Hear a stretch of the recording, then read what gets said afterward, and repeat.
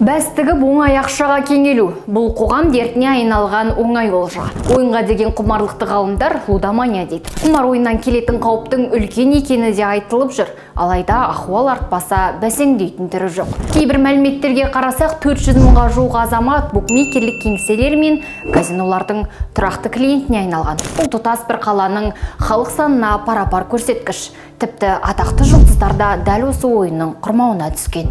Орыннан тұра алмайтындай бір қанағатым бітті, шыдамда бітті. Соның ең бірінші сол бір 30 мың доллар ұтылды. Бір сутка отырып ойнап, бір столда 24 сағат ойнап отырған 30 мың доллар. 4 рет ұтылып, 4 рет қайтарып алып, сосын соңында өзімде шашып қалдым, шамам келмегеннен кейін ұтылып қайттым. Бұл мәселеге жүгенсіз кеткен жарнаманың да әсері бар.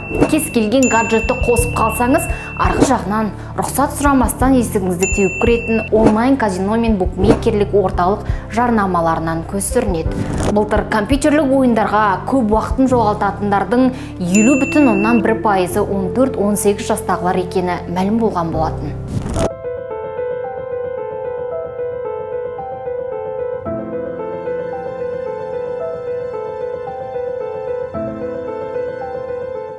Осы жақында мәжілістің жалпы отырысында депутаттар лудоманияға қарсы күресуге бағытталған заң жобасын екінші оқылымда қабылдап Сенатқа жолдаған болатын. Депутаттардың бастамашылдығымен жүзеге асқан Аманат фракциясының жетекшісі Елнұр Бейсенбаев басшылық еткен заң жобасына ірі лоббистік топтар да аз кедергі жасаған жоқ. Заң жобасында қандай нормалар қарастырылған? Құмар ойындарға қатысуға тыйым салудың ең ұзақ мерзімі 1 жылдан 10 жылға дейін ұлғайтылады. Борышкерлердің бірыңғай тізіміне енгізілген адамдар үшін құмар ойындарға қатысуды шектейтін ережелер енгізілмек, шамамен 3,5 миллион адам. Мемлекеттік қызметшілерге, әскери қызметшілерге, арнаулы мемлекеттік органдардың қызметкерлеріне және бюджеттік ұйымдардың басшыларына 280 мыңға жуық адамға бәс тігуге тыйым салынбақ. 21 жасқа толмаған адамдарға энергетикалық сусындарды сатуға тыйым салынады.